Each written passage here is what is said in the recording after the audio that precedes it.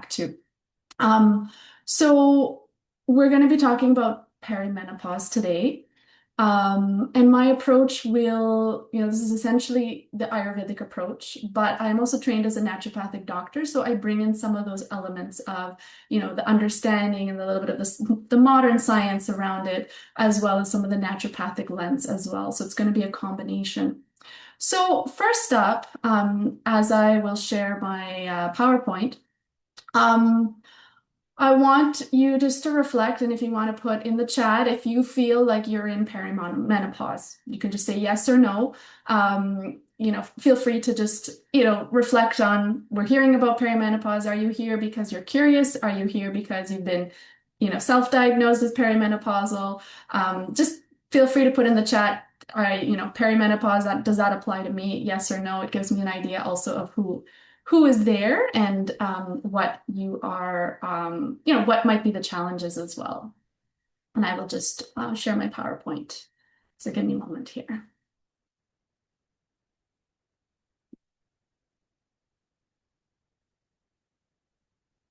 Okay, so we can see that, Sarah, right? Okay, we're good, great. Okay, so I see some yeses. I'm sure there's many yeses. So when we think about perimenopause, this is really, this is a buzzword right now, and that's why I thought let's do this presentation, because everybody's talking about perimenopause. I've got, in my practice, I've got people in their 30s saying, is this perimenopause? So there can be a little bit of worry and anxiety about it. And is it actually something we need to worry about? Or is this something where we need to just shift into a new way of being? And that's what we're going to talk about. So let's first start with you. Okay. I want to ask you a couple of questions. Do you feel like your day starts like a marathon that you've never signed up for? Okay, you can put yes or no in the chat if you like to. You can just reflect on that. Do you notice that you feel tired in the morning despite getting enough sleep? Do you sometimes maybe wake up in the middle of the night around 3 a.m. for no reason? Do you feel that afternoon dip around 3 p.m.? Again, for no obvious reason. And it can be strong enough that you feel like I need some caffeine, or I need some sweets, or I need to eat something, or I need to kind of just push myself to go through. Okay, have you noticed any changes in your mood, sleep, motivation? So these are some of the things that can slowly shift as we get into the perimenopausal phase. And it doesn't just happen just when you're 40 plus, right? This can happen for some women, it can happen in their 30s. For some women, it's around 40. For some women, it's a little bit after that. And it's a transition, okay? So if any of these are things that you can relate to, just know that you're not alone. This is really, really common. And I think when we look back at our mothers and grandmothers, I mean, this is something I've been asking a lot of people. Do you feel like, did that generation, did they talk about menopause much? It didn't seem like there was a big deal about it, right? And there's two reasons why, in my opinion. Those generations, they didn't talk about it. It wasn't something that they really had big discussions or openly talked about. That's one thing. And the other thing is, I think there was less of those issues. I feel like younger generation of women have different kinds of stresses and burdens and more, fast-paced life that they might be having more of those symptoms as well. So just reflection point.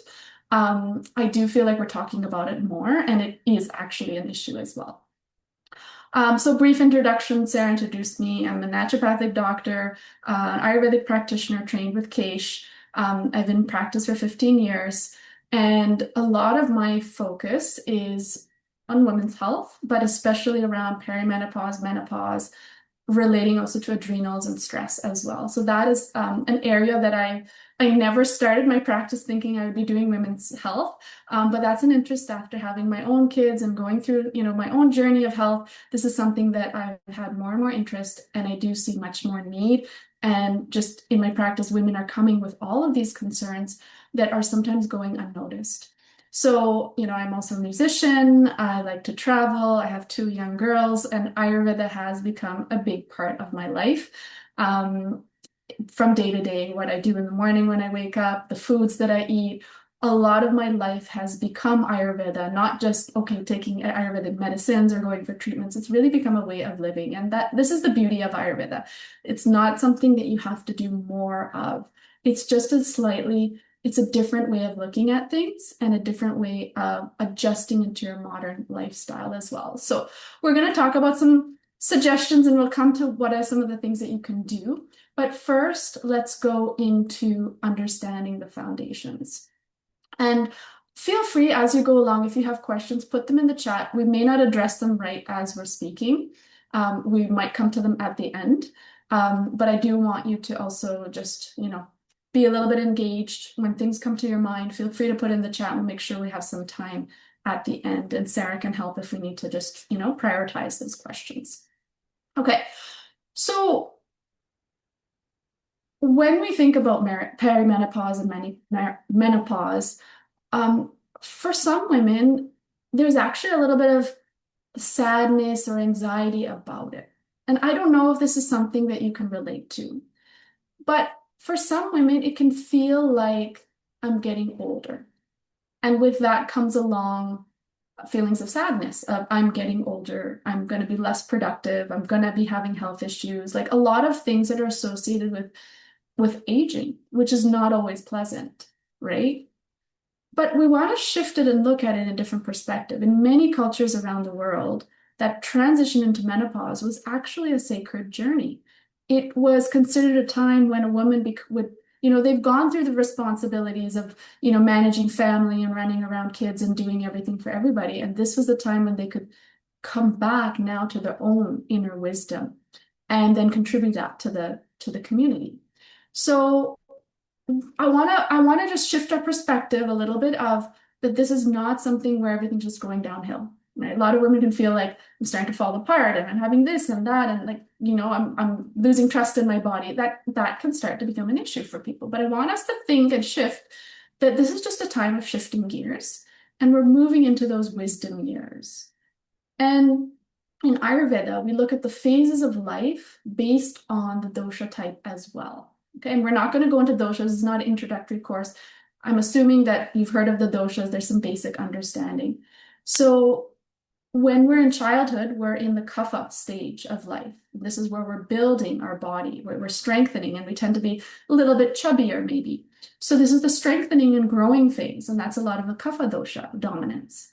Then we move into our pitta phase of life. And pitta phase of life is starting into the teen years, the puberty. And that's typically when we start to have more of a direction in our life. And these are the productive years. And these will be the years where, we're studying, we're getting into a career, and maybe we're running a family, and all of that happens. And these are typically the reproductive years as well. So that pitta phase of life, which now, as we come towards that end, which depends on it's not just based on age, depends on what's going on in your body.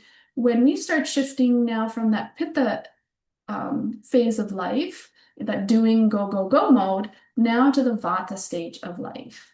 And the vata stage of life is also the stage of life where we tend to be maybe a little bit more, attuned with our spirit. People feel like they want to go more into kind of taking care of themselves, maybe some more spirituality. There's a certain subtleness because we kind of realize that this is a different phase of life. So that vata stage can be a very, a stage of a lot of wisdom and a lot of creativity as well. And the body, it might manifest as more fatigue or dryness or, aging, wrinkles, right? Aging of the body. But I want you to see it from the perspective of this is transitioning into the vata stage of life. Okay. Is that making sense so far? Yeah, I can see a few of you. Yeah. Okay, great. And Leena, sorry to interrupt. I've Yes, just go ahead, got a couple of requests to have the screen that you're sharing full screen. Yes, okay, for If sure. Let me do possible. that. Of course, of course. I know if I go into presentation mode, is that a little bit better? Yeah, if I go into presentation mode, sometimes it doesn't let me press the thing. I can try it. I'm just worried that it might throw off something, but let me try it. Okay, that way I won't be able to see properly as well. Okay, so let me just go into that and I'll keep talking as I try to do that. So here we go.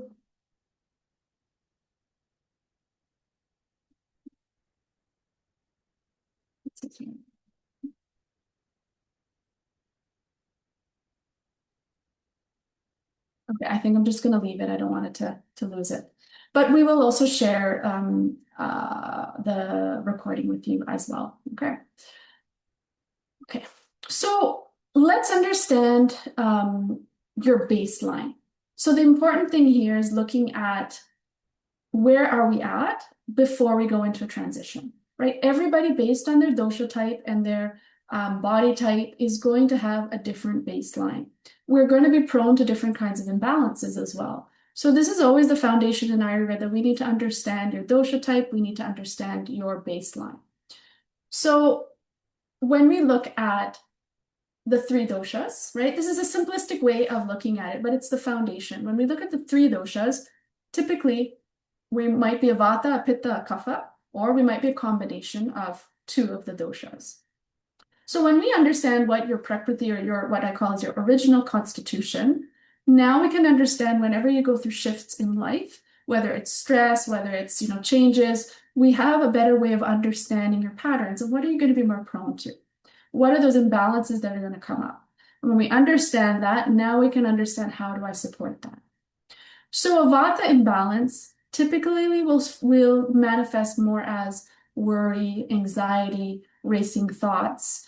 Often we will see some insomnia or sleep issues, waking up in the middle of the night for no reason. And these all start to get amplified as we go into perimenopause. So we can understand what are the things that are changing? What are the things that I'm noticing? And we can attribute them to which dosha is more out of balance and then make sense out of that. So vata imbalance will often feel like, there's a lot on running on your mind. You're always at a very fast pace and you can feel overwhelmed with a lot going on. This often manifests as the wired and tired, where you feel like stimulated, but you can't wind down. You know that feeling? I know we can all connect to it. We're in bed, we know it's bedtime, we're exhausted, but we just can't shut down. Our nervous system just go, go, go, go.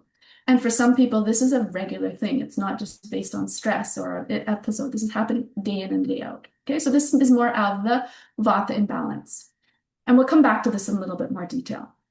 Pitta imbalance manifests a lot as more of sort of that anger, frustration, irritability. You've maybe heard of like rage, that menopausal rage or perimenopausal rage, those feelings of heat, of inflammation, of frustration that can come up. And sometimes it can come out of the blue. And often in women in these types, it will come out on family members and then they feel guilty about it. Right. So these are some of the things that start to manifest more as perimenopause sets in, those mood changes. And it might also start manifesting as hot flashes, right? Mild hot flashes, which can progress to like really intense hot flashes, waking you up in the middle of the night. Heavy periods. So periods tend to change as well during this time. And kind of just that like feeling like you're kind of going to snap at anybody, anytime, and that a lot of that anger comes up as well. So that's more the pitta, the fiery type. And then you've got your kapha imbalance. And this is where this during the transition into perimenopause, there's more sort of heaviness in the body. There's a fatigue in the body. There's a lack of motivation and momentum. And sometimes this can also manifest as a low mood or even depression. And it's not necessarily depression, it is just because of everything being so low, you just don't feel like yourself anymore. And under this category, we start feeling things like, brain fog, foggy thinking, lack of focus. Like you feel like your brain is starting to shut down as well. And there's often a lot of heaviness in the body and heaviness in the mind. So we're often a combination of these, but when we look at what is manifesting, we can usually attribute to one or two of these imbalances. And like I said, when you understand that, now it's easier to know what to do about it. Okay, so let's bring stress into the picture. When we're transitioning to perimenopause, stress plays a huge, huge, huge role. And we talk about stress and we know we're stressed and we know we can't get away from it. But what happens is the way our body manages stress and the way our adrenals are working and the way our hormones working before menopause and after menopause is very different. So essentially, I say it's sort of like the gears in a bicycle where we're shifting gears and we've got to shift gears. We cannot function in the same way that we were functioning before. And we'll go into this, what that means. But when we're shifting those gears, if we're changing that too fast, that gear is going to slip and then we lose, the chain comes off. If we can change the gears slowly and gracefully, we're at a different pace, we're at a different gear, but it's still working. So there's a lot going on with the brain, the ovaries, the adrenals, and the connection. And this is called the HPA axis. This is about how your hypothalamus or your brain is regulating, your pituitary is regulating the adrenals, how that's connected, the signals from the brain to the organs, and vice versa. Okay, so there's a lot of communication going on at this point. So typically, when we're under chronic stress is not, it's not this I'm going to have due tomorrow. This is like a day in, day out. We are feeling, stress about our day-to-day things, getting to work, finishing the meetings, and this goes on. And it may not even manifest as stress. You may not even feel like you're stressed out. That's the thing. But our body is constantly in a mode of being alert all the time. So this usually means that our cortisol and our stress hormones usually are our body's pumping them out. It's a survival mechanism, and we need to do that. So now when all those hormones are, on overdrive, right, we will start to have a lot of other symptoms as well. So stress can be physical, right? It can be a change of temperature, a change of season, it can be hiking a mountain, and it can be mentally, and it can also be emotionally. And typically as women, we will often carry the stress of family and people around us. We're not just dealing with our own things, we're taking on other people's stresses, whether it's our kids, whether it's our spouse, or even sometimes, our friends or coworkers. And we're processing everything everybody else is going through, and that becomes an emotional stress for us as well. So I don't know, can you relate to this? Can you find those moments where you know that you're actually taking on everybody else's stress as your own stress? So this is really important to acknowledge because first of all, we need to distinguish what can I let go of that's not mine? What can I let go of that's not mine that I don't have to take on as my responsibility? So when we're in this chronic stress mode, our cortisol is our stress hormone. It's not a bad thing. Cortisol is good. We need it, but it needs to be going at the cycle of what we need in our day-to-day. Ayurveda understands the circadian rhythms, right? The rhythms of the natural daylight hours, the night hours, and how our body responds to that. And there's a lot of modern research on circadian rhythms now, but Ayurveda understood this long time ago of how if we align ourselves to the seasons in the day, right, waking up at certain times and eating at certain times and doing things at certain times, we're aligned with those natural forces of nature. And now there's less stress on our bodies.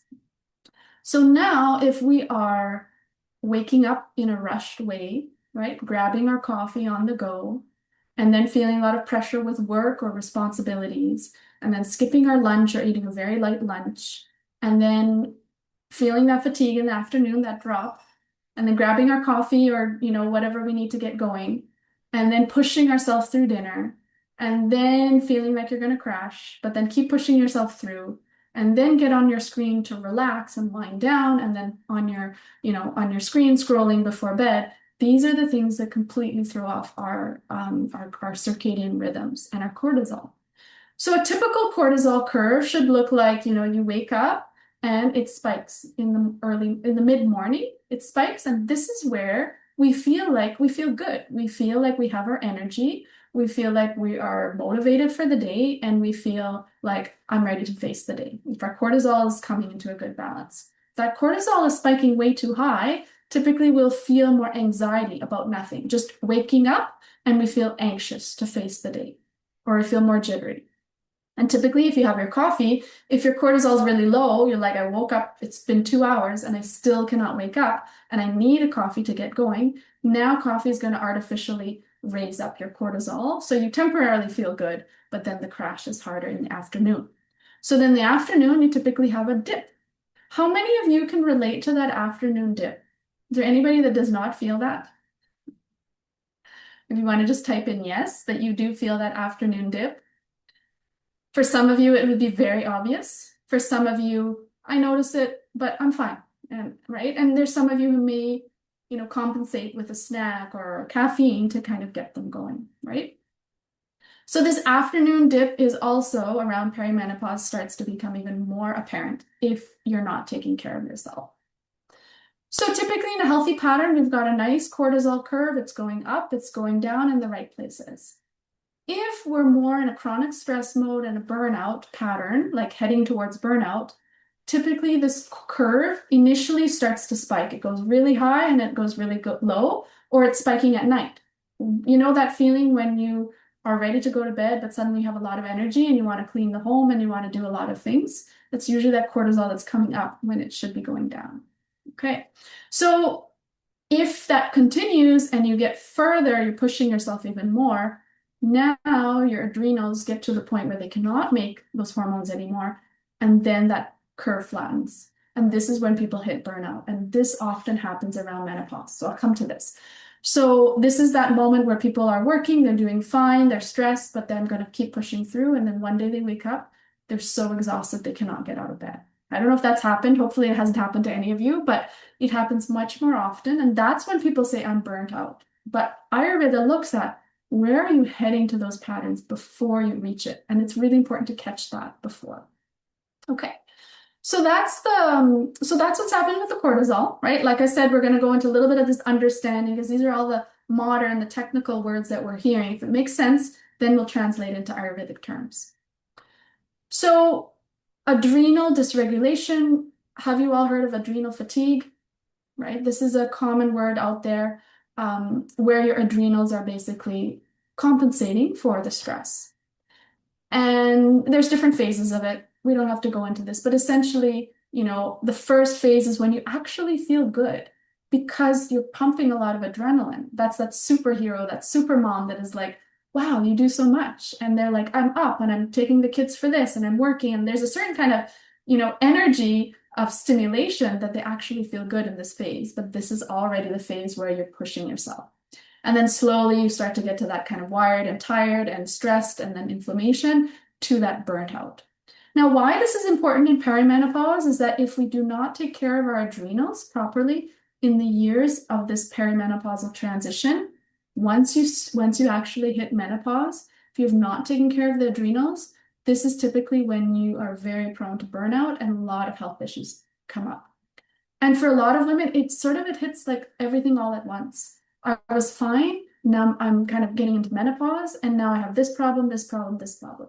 So Ayurveda always understands these are usually situations that have been building up over the years. And if we take care of ourselves, we take care of our nervous system, our adrenals, our hormones, that gear shift can be a lot smoother and it doesn't have to be a rough transition. We hear a lot of bad stories out there, but it does not have to be a rough transition. It can be a beautiful, smooth transition where you're just moving into a different phase of life.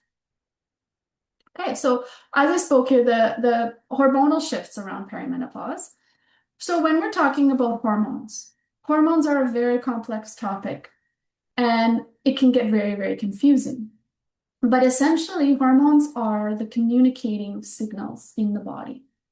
Okay, and this is typically governed by the Pitta dosha, communication between organs, communication with the brain. If that communication is happening well, the body and the brain will be in harmony. If that communication is not happening well, this is where imbalance starts to set in. So we spoke about the adrenals, right? And how in perimenopause, what is actually happening, let me see here, yeah, okay. So what is actually happening is your adrenals are producing the hormones that they need for your day-to-day and to manage your stress. But what happens is once in around your 40s, I'm just generalizing here, but typically the ovaries are starting to slow down and they're slowing down their production of other hormones, estrogen and progesterone and testosterone. So as the whole ovaries are starting to slow down, right? The brain is giving the signal to the ovaries to keep up the production, right? What happens is now what the ovaries used to produce in terms of hormones, it declines. So now your adrenals need to compensate. So they have to step up. And what happens if those adrenals have are already working and you've been in like a 1% battery mode, right? Now those adrenals, when they have double work, now they cannot work and they're burnt out. And this is where that burnout happens. So a lot of people, I don't know if this is new information for you, but a lot of people are not aware of that transition. And this is where Ayurveda looks at strengthening and supporting and understanding your dosha and supporting ojas, and we'll come to those things and what you can do. But this is really important, and that's why I'm speaking about it, because if you can take care of it now, regardless whether you're in perimenopause or not, or you're not sure, it doesn't matter. But even if you're in your late 30s, early 40s, this is really the important window to start these changes so that you don't hit that crash point. Okay, so as I spoke, it's basically the baton pass, like there's a relay race happening. The ovaries are, managing everything, and hopefully they're doing everything well. Now they're starting to say it's time for my retirement. So they start to slow down, right? The reproductive years are kind of fading out. Periods maybe also kind of coming in and out. Maybe they're regular, maybe they're a little bit kind of irregular. They're slowly fading out. And now the adrenals have to step in. And this is where, if they have not been taken care of, then they will really feel they will take a big hit at this point of time. Okay, is that making sense so far? So let's look at other changes here. Okay, let me just, I don't know, Sarah, let me just check at the chat if there's anything. Yeah, okay, we're good. So hopefully you can kind of connect to that adrenal, the cortisol, like what you feel in your own system, right? This is not just a graph that's happening on the computer. This is something that's happening in your own body. And I want you to pay attention in your day-to-day where you can feel those sort of energy, maybe those dips of energy, but also those ups of energy, and starting to pay attention to those patterns. Your body is giving you signals. It's giving you messages. If we're listening, we can tune into that and start taking care of that, even without a lot of knowledge of Ayurveda, right? Just intuitively, there's certain things you'll know that I need to slow down, or I need to sleep, or I need to rest. If we're not listening to those messages, now the signals become stronger and harder. We've all had it, right? Those signals become louder and louder and louder until those signals become, screams or cries that now you have no choice but to slow down or to listen to them. So this is what I really want you to take home, is listening to those subtle changes in your body and paying attention. Okay, listening to those signals. So estrogen, progesterone, there's a lot of hormones going on in our body on daily basis. These hormones are regulating your cycles, and it's not just about regulating your period and ovulation and that, but it also relates to a lot of shifts in your energy, in your mood. You'll know different times of your cycle where you are at your best, where you have more motivation and you feel like I can do everything and I'm feeling good, right? And there will be times in your cycle, usually just before the period, where you will feel like, like everything's going downhill, not just your energy, but also your mood. And not just your mood, some people will start to feel like just life is going downhill, or I'm feeling worthless about myself, or all the negative thoughts start to come in at that point as well. And this corresponds to those hormonal changes. So now in perimenopause, what happens is that it's not just the decline of hormones. It's not just everything is slowly going down. In the overall scheme of things, yes, they are declining. But the important thing is there's a lot of fluctuations that are not predictable. So it's like trying to shoot a moving target. Like the target keeps moving and you just don't know, where am I supposed to go? So this is the really important thing. People will notice around perimenopause that things keep shifting. And this is where it becomes hard, because you were fine and then you were not fine. And then sometimes you ate something and you took care and you did what you needed to do and you're fine. And sometimes you did all those same things and now you're not fine. So think of it, there's a lot of instability, less predictability.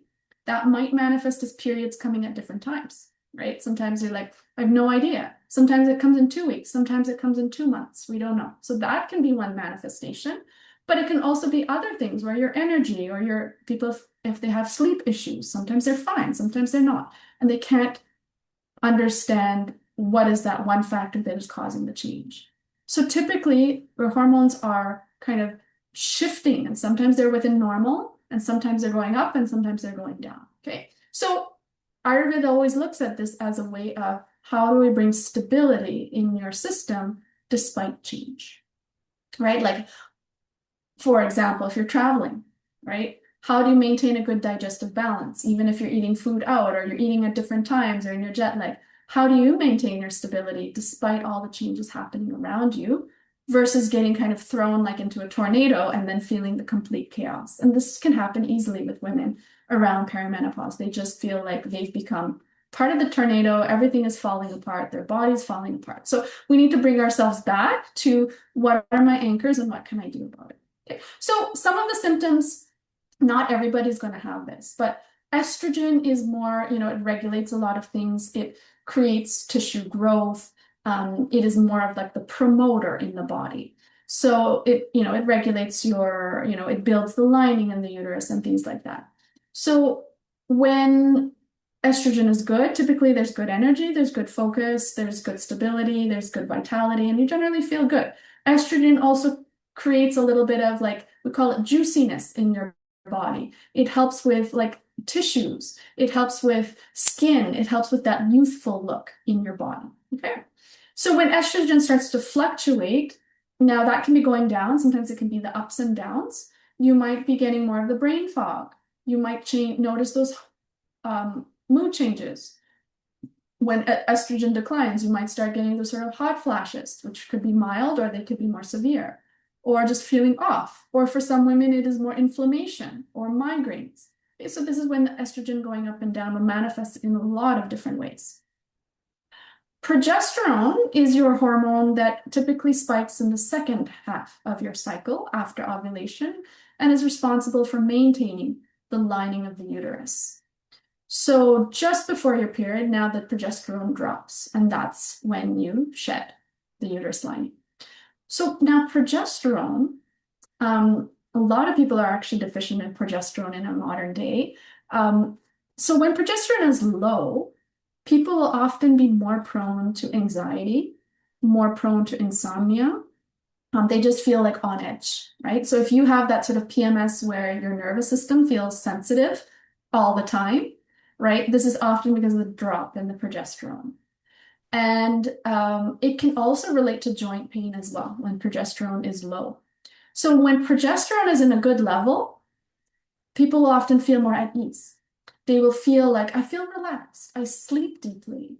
You're balancing your stress response really well. And this is where a lot of women are low in the progesterone. And when they are on certain hormones or herbs to support progesterone, sometimes there's a really drastic difference where they're like, suddenly I feel so much better and I'm sleeping better. And it was just because the progesterone was off. Okay. Now we're not going to get into that. There's testing, there's some of those naturopathic ways that we look at progesterone, but essentially Ayurveda is looking at the balance. We're not looking at the problem, fixing the problem. We're looking at the overall balance so that your body can balance and make those hormones that it needs to, as well as the natural shift into menopause, transitioning those hormones, but in a more graceful way. Okay. So typically around perimenopause, you might feel like check, check, check, check, unpredictable energy, feeling wired and tired, more sensitive to stress, right? The things that were fine, the little stresses that were fine before, now it feels like they're getting more on your nerves. And just a lot of changes that you can't always explain, right? It's not just one problem, but you're noticing a little bit of those changes. And it can manifest in digestion as well, right? Bloating is a really common symptom of hormonal changes as well. So we went into the nitty-gritty of the hormones, right? Let's go now into a little bit more of the bigger picture, what's shifting here and bringing Ayurveda into this. So we spoke about the gear shift and how your body has to rely on a different system now. So before, your ovaries were managing the hormones, now your body has to rely more on the adrenals, and the brain and the organs are having a different conversation. So if we can support that natural shift, now you are going to feel more resilience to stress. There's going to feel a little bit more stability despite the changes in your body. mood is a little bit more predictable. Sleep is also better. And these are the changes that we're looking for to support as we go through this. Okay. So I want you to remember one thing here. In a world where there's a lot of information and a lot of women feel overwhelmed, it feels like this is just one more thing to do. Now I have to take care of my menopause. I have to do my weightlifting for my joints or my bone health. And I have to make sure that I'm eating enough protein. And I have to make sure that I'm not losing my muscle mass. And there are a lot of women out there that are really trying to take care of everything. And it can feel like it's one more thing to do. But we need to remember that healing is not about doing more. It's not about taking more of the supplements or more of the herbs or doing more of the routines. It's really about coming back to your natural rhythm. And sometimes that means letting go of certain patterns, letting go of certain behaviors, or letting go of some of the things that you were trying to do, but that are actually more of a stress that you're trying to make it happen versus allowing it to happen. And I'll share, even with me, I've had a lot of years of doing intensive yoga meditation practice, which was a huge support for me, and I loved it. But there were still days that I was doing it because I knew I needed to, and there was a stress about it. I didn't get everything I needed to get in my 2 hours. It didn't happen, and that would be another lingering guilt that I did not finish my thing. And then I had to look at it in a different way of shifting the way that I looked at it, because this really should be something that I want to do that does not feel like it's an extra thing in my schedule. Okay, so I want you just to reflect as we go now and do a little bit of suggestions here, like what is it for you that helps you come back to your natural rhythm, right? Where do you feel like you're more aligned with your system, right? For some people, it's like when they're out in nature and they're just going for a walk, they just feel more in tune with their body. Or maybe it means like when you're on a vacation, right? Or maybe it means even when you're chatting with a longtime friend and you're having good conversations, you just sort of feel aligned and whole again. Okay. So a lot of imbalances that happen are related to the change of the vata, where we're going more into a phase of instability in the body. Okay, and that also leads to dryness, joint issues, general dryness in the body, a little bit more anxiety. Like these all correlate with more of a vata imbalance as we go into perimenopause, into menopause. And then pitta imbalance might show up as more of, the mood, the outbursts, but it might manifest also as inflammation. And it's almost this intensity where often women start to push themselves more. I'm feeling tired, but I'm going to push more because I need to compensate for it. And they don't realize that that's happening. Okay. So typically there's a little bit we need to bring in the stability, but sometimes we need to also calm and cool down and take a step back. Okay. And then there's this concept of ojas. I'm not sure if you've heard about ojas in Ayurveda, but this is a really important concept where our ojas often gets depleted at this phase of life as well.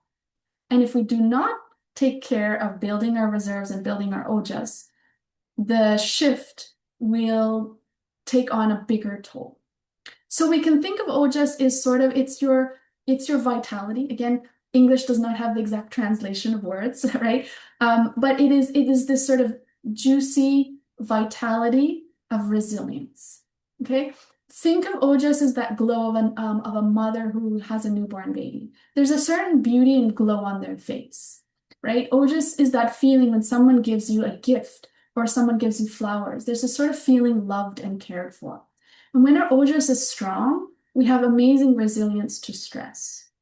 When our ojas is weak, we feel those ups and downs much more strong.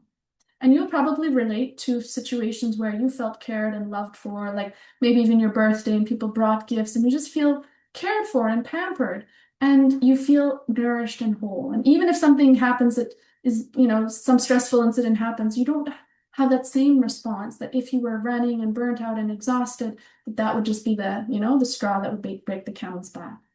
So we're going to look at a few ways to build up ojas, but this is an important concept, different from the doshas, because we talk a lot about doshas, but ojas is really important. These are your reserves. And if your reserves are drained before you get into menopause, menopause will be rough for you.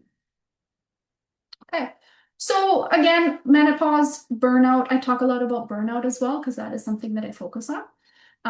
But there are ways to look at my dosha type and how do I show up my imbalances? What are the symptoms that come up when I am exhausted, when I'm in burnout, when I'm perimenopausal? What is my tendency? Right? So if it's more of a vata type, you might feel more like your nervous system is overdrive all the time. Just like scattered, can't focus, a lot of things on the go, irregular periods. And this is where you need more grounding. You need warmth, you need routine, you need nourishment and slowing down.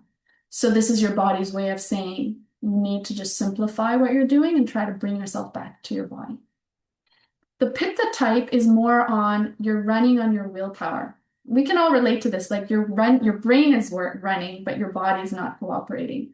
And this can lead to that like hormonal issues, like heavy bleeding. You feel more like not necessarily resentful, but you feel like triggered, you feel frustrated, you feel angry very easily, and kind of that rage that's coming out. So this is the type that needs to be letting go more, not packing more stuff to do, not packing more caffeine or stimulants. This is the type that needs to let that control go, right? Not feeling control in your body, not feeling control in your life can feel really uncomfortable. But this is where allowing and letting go is really important, and cooling down. Okay? And cooling doesn't mean just eat ice cream, right? Cooling down in Ayurveda means we're doing foods that are naturally cooling for the body. We're doing routines that kind of calm us, or sitting by the water that just help us feel more at ease.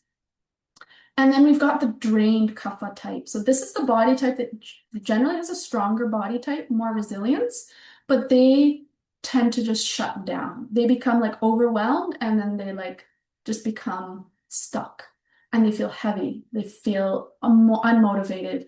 They might feel depressed. And they are often the types that are very caring and giving for others, and they like keep giving and giving, and then they burn out. So it's like they have no spark for life. So these types need to get a little bit more like reconnect with things that they love to do, feeling motivation, feeling purpose in life, doing some exercise. So these types respond really well to that type approach. Okay. So as I mentioned about ojas, whether this is a new concept for you or not, this is something that I always like to come back to. When our ojas is not strong, right? There are many things that can burn out ojas, and that is, for example, just doing too much stress will burn out your ojas. But what are some of the things you notice? If ojas is not strong, you will, there's usually some fatigue. There's less resilience to stress. There's typically more dryness in the body. There's more of that emotional volatility. Typically, sleep is also more erratic, not able to fall asleep, not able to stay asleep. Typically, immunity also can go down if ojas is low. So getting, sick more often, and also just lack of joy. So not feeling that excitement and vitality in life as well. Okay. So the first step is always recognizing these patterns and understanding what's going on. And then that awareness is the first step to healing. Like I said, it's not about doing more things, recognizing those imbalances and understanding them. Sometimes it's just about acknowledging it and sitting with that, and the shift can happen. Okay, so if you're heading into perimenopause, what are you going to do? It's not like you're now, stuck and there's no going back. This is a way of now we've got to shift the gears. And you've got to take that priority, whatever path you choose, whatever you choose to do. It's not just all downhill. It just means your priorities need to shift. You need to schedule a little bit more time for yourself. You maybe need to let go of some old patterns. Maybe you need to create more boundaries with people or family or situations that are taking from you. Maybe you need to kind of focus back on what do I need, not in a selfish way, right? This is not about being selfish. This is about taking care of yourself. Because when you take care of yourself and you're feeling more joyful, this is going to be good for everybody else around. So let's go through a couple of things. What can you do, right? At this phase of life, regardless of what's showing up as symptoms or imbalances, the first thing is getting back into a rhythm, the rhythm of your own body. There are beautiful clocks out there that show this is not something invented. This is just an understanding of the forces of nature, which Ayurveda had that understanding. We naturally should wake up with the sunrise. This is a natural, like cortisol will start to, increase as we wake up. We want to wake up and then go through our dinacharya. In Ayurveda, this is also, freshening up. This is about doing some yoga, meditation, gratitude, starting the day looking at nature versus looking at our phone first thing and getting triggered with all the things I have to do. This is about eating your largest meal at the noon hour. Modern day, we're in a rush, we're eating sandwiches, we're eating on the go, and our dinner is the heaviest meal. Ayurveda understands your digestive strength is best at lunch hour. You eat your lunch is the biggest meal, and dinner can be lighter. Okay. And looking at that wind down routine, right? We live in a world that is a lot of stimulation. How do we wind down before bed? Not just lying down and scrolling on our phone. That's not really rest for our nervous system. We're looking at what are the things that we can do, a little bit of self-massage, a little bit of gentle music, maybe reading a book that is more relaxing or nourishing for our soul before going to bed. And these are those anchors that whatever you can choose, just choose one or two that you can focus on. That consistency starts to build up a pattern of balance versus feeling scattered and not knowing how to incorporate that. So there's many ways to do this, but I would just say you can take a look back at this clock. I find it very helpful for me to understand what I should be doing in the day, even productive working hours versus when I should take a break. And this really can help guide you in your day-to-day. So aligning with the rhythms of the day, important on a daily basis. Now we also look at strengthening your digestive system. This is a whole other topic, but important foundation for everything. If you're not digesting well, it doesn't matter. You can take the best quality herbs, your organic supplements. It's not going to work in the way that it should if your Agni is not strong. And Agni can be thrown out by many things, by stress, by eating at irregular times, by foods that are not aligned to your dosha. So a lot of the simple things that we want to do is not depriving your body of food, not doing intensive cleansing and fasting and things like that, unless that has been, that is needed for your situation under a practitioner. But a lot of it is about bringing back that routine of warm, nourishing foods, avoiding like too much caffeine, avoiding too much sort of dry, hot, spicy, stimulating foods, working with foods that are fresh, that have good digestive spices, and including foods that build up ojas, foods that build up your resilience. And that can be ghee, that can be good quality dairy if you tolerate it. It can be avocados, it can be dates, sweet potatoes. There are some of these foods which naturally nurture the body. And these are foods that are important to include in your diet when you're looking at rebuilding your resilience versus doing the cold food or a lot of the dry food or a lot of just packaged food just does not have that vitality. Okay, so a lot to go into diet, but the important point here is just to know that taking care of your digestion in whatever way you do is an important aspect of taking care of your overall vitality, and really important because perimenopause, a lot of bloating, a lot of digestive issues start to happen. Self-care, we all talk about it now. This is something, we hear about, but a lot of us are still not able to take that time for ourselves. We know we should be doing it. We know even what we like to do, but we just don't have the time. Or sometimes women feel too tired at the end of the day that I would like to do this, but I'm just too tired to include it into my routine. And I'm just going to pass out. So look at things that bring you joy.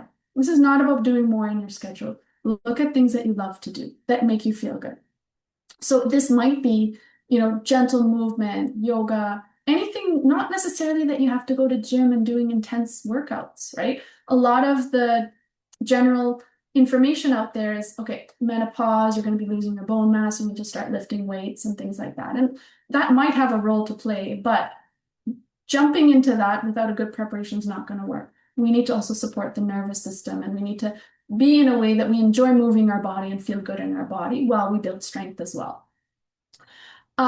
Meditation and quiet time. Meditation is not for everybody. Not everybody feels like I can just sit and meditate. But what can you do in the afternoon when you have that dip that is a little bit more introspective, that is a little bit more calming on your nervous system? Maybe it's just lying down for a short nap. Maybe it's just reading an enjoyable book. Maybe it's just sitting and sipping and having a herbal tea. But something small that you can do that feels good for yourself, that also is giving acknowledgement to your body. Okay, so when you nourish yourself, you can give back to others.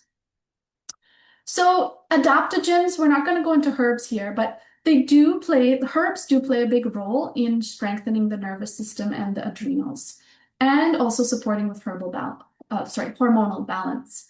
So there's ashwagandha, there's shatavari, there's brahmi, there's licorice, there's rhodiola, and there's a lot of other ones out there. And these should be customized based on your situation and body type and through a practitioner. But typically, these can give that extra boost when you're doing the diet, when you're doing self-care, when you're trying to integrate your daily routine. Herbs can really strengthen that ojas. They can really strengthen the resilience, and they support the adrenals. And when they support the adrenals, you've got energy without the crash. You've got a nice relaxed energy. And this is a concept many of us we can't connect. Like, how can you feel relaxed and energized? Often we feel energized and stimulated, or we feel so relaxed and we feel dull and tired. But ideally, in a balanced state, we should feel alert and energized, but relaxed at the same time.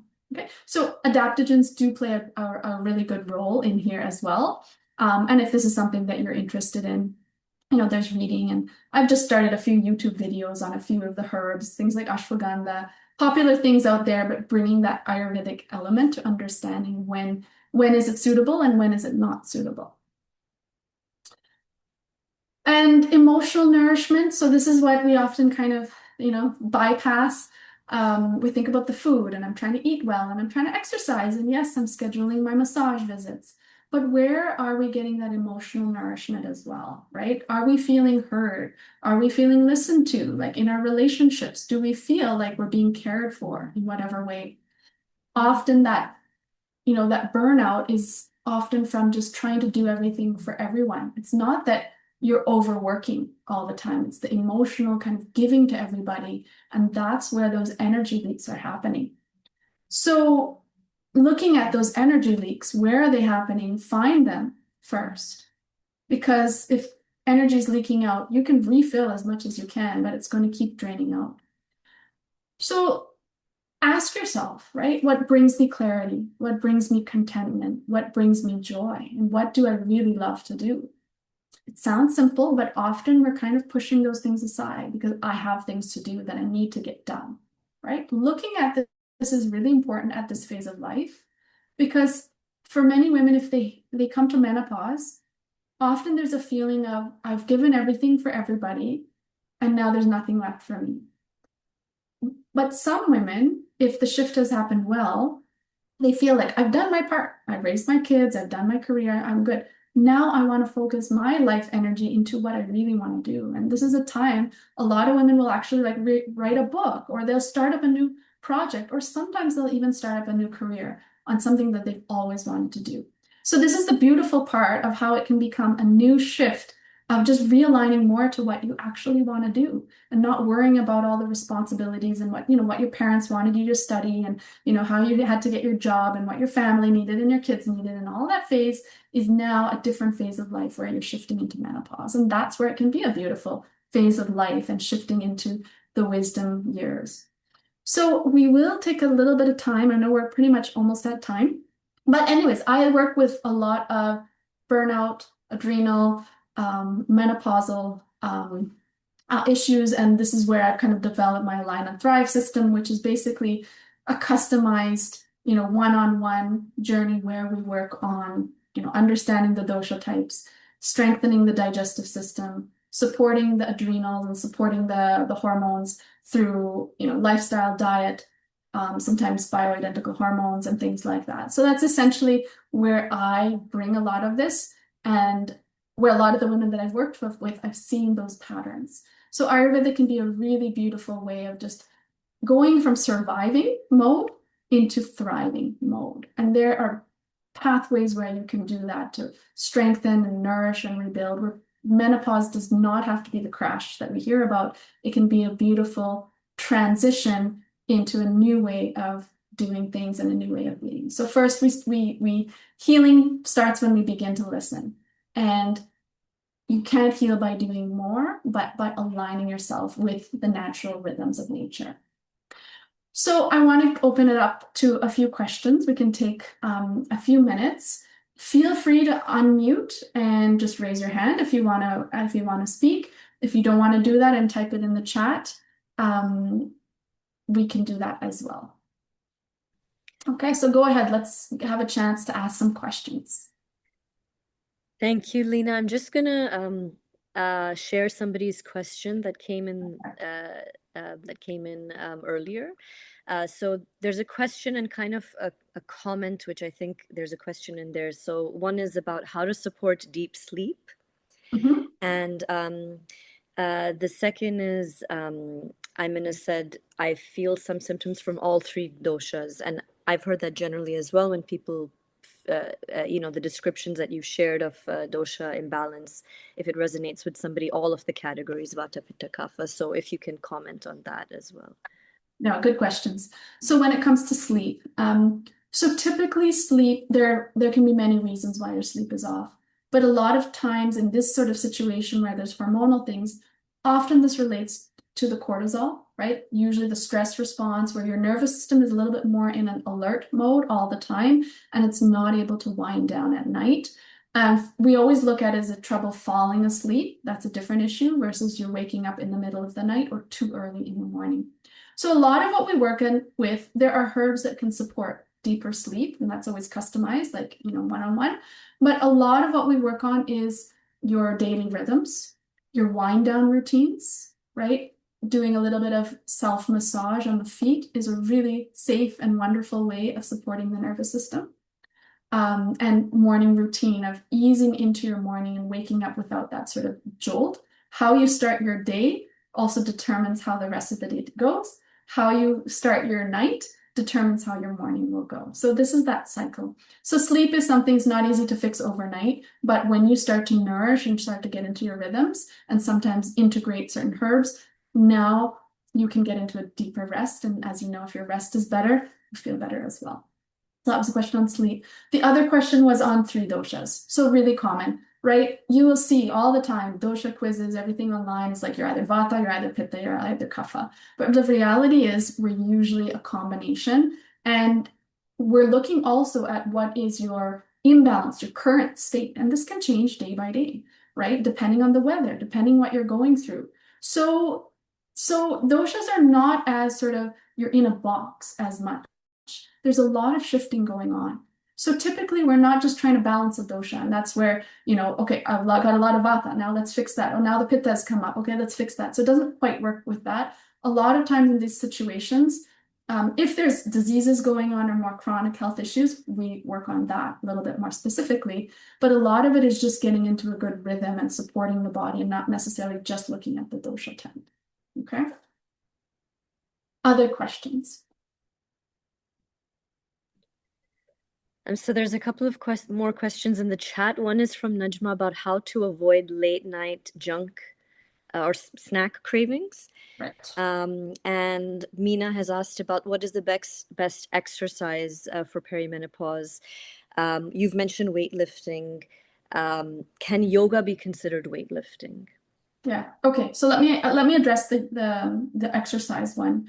So exercise, of course, is really important to move the body. Now, depending on your body type, see if you're more of a, like low iron, low blood pressure, nervous system is stimulated, doing intensive workout is not going to be good for your adrenals. It's actually going to burn you out. Yes, in theory, you're going to build muscle, but sometimes that type of intense gym does not work. So a lot of times people need more of that gentle exercise. And that can be yoga, that can be going for a walk. And that's usually what I suggest as the baseline. That's the important part to make sure that that's happening. If you want to build up your strength and you're into that, or you're worried about your bone, then you can do that in addition, right? But you have to have some vitality and strength to be able to do that. You don't want to be pushing yourself to do that. So the question of yoga and that building strength, it really depends on the type of yoga as well, right? Yoga is great for the nervous system and it's sort of meditative. It's good for the supporting the organs. It can also build muscle, but it depends on how you're practicing it as well. Typically, it's not the same as lifting weights, right? And I'm not saying one is better than the other here. It's just looking at in the whole body what is needed. That is also dependent on what your situation is and what your body type is. Some people have that strength. They need to be pushed. Kaphas need more stimulation and push. Vatas will need more of that a little bit more relaxation energy. Pittas are often already going to gym and pushing themselves and doing more exercise than they need. They need to have that little bit of like quiet time and wind down time. So Ayurveda can look at exercise based on the body type as well. Sarah, what was the first question you had mentioned? Can you remind me? Yes, so it was how to avoid late night cravings for junk food and snacks at night. Right. Yeah, okay, so common issue here as well. So typically cravings are your body's way of saying something is off and I'm missing something in my diet or something is out of balance. Often when it's late night cravings, um, there can be a physical component to it where your body actually needs that blood sugar, right? Or there can be an emotional part of it as well as I've been working hard all day and I've been pushing. Now it's my time to sit in front of the TV and relax and reward myself. So there are two aspects that we look at and there's often overlapped. But often when we look at cravings, we don't want to start with how do I avoid not eating and how do I stop the craving. We want to just bring the balance into getting the right food and eating at the right time. And making sure you are getting those balanced meals. And Ayurveda looks at more than just proteins and carbs. We're looking at the balance of the food. Typically, if you are eating a balanced diet and you have a good digestion, you won't really get those cravings.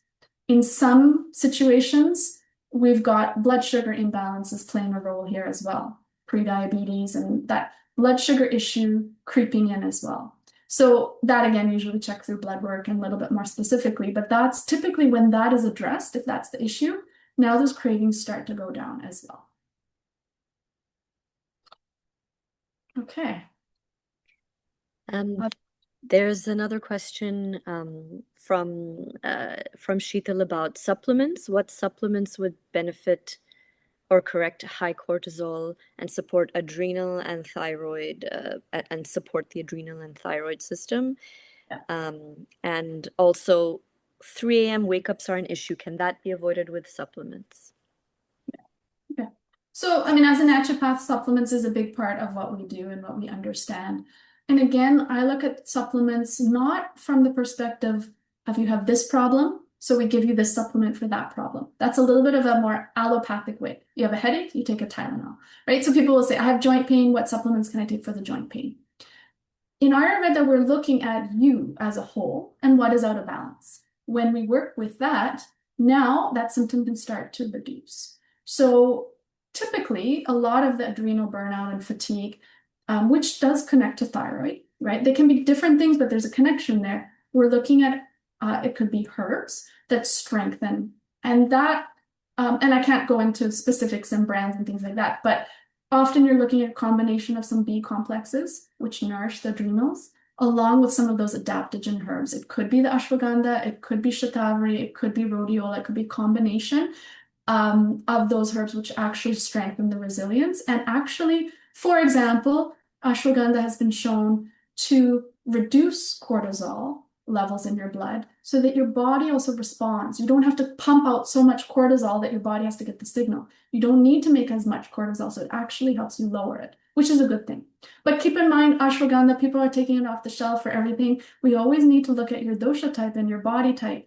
Ashwagandha for some people will be a little too stimulating or more heating, and that's not going to work. Even in perimenopause, if it's good for you, it may not work for you versus another herb which might work more for healing. So or cooling, sorry. So typically there are a lot of supplements out there that are combinations that are, labeled for adrenal, certain things that are for thyroid, but we always need to look at it from the perspective that we're not giving a herb or supplement for the problem. We're addressing the imbalance to help the problem. Okay, so that's the little bit of the holistic way. And again, this is really customized, so I can't answer specifically, but this is where that customization really helps because doing it yourself and just taking some things, you don't want to be experimenting with herbs unless, you're getting guidance.